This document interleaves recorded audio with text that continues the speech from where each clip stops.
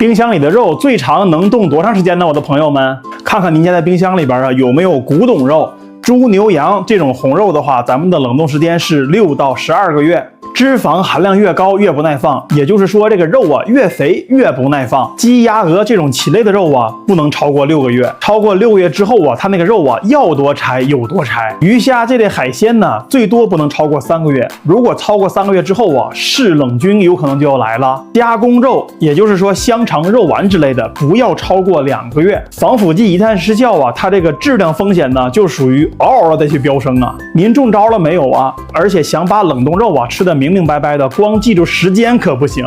那么接下来呀是避坑指南。第一呢，就是囤肉如果不记日期，放着放着它就变成古董肉了，肉上一定要写存放时间。第二啊，就是超市的塑料袋直接放进冰箱里边，因为超市的塑料袋呢，它不是这种食品级的，也不适合长期低温保存，那么有害物质很有可能就跟你的肉啊融为一体了。把肉啊放进这种食品级的保鲜袋里边去冷冻保存，这才是对的。第三呢，就是反复化冻，这样啊不仅第一影响口感，第二而且还会增加它感染病菌的这种风险。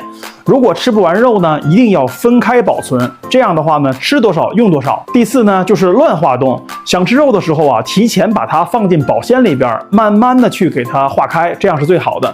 如果说着急的话呢，也可以给它放进冷水里边，加入小苏打、白醋，这些可以加速的化冻。怎么样，学会了吗？可以帮我点赞、收藏、加关注一波。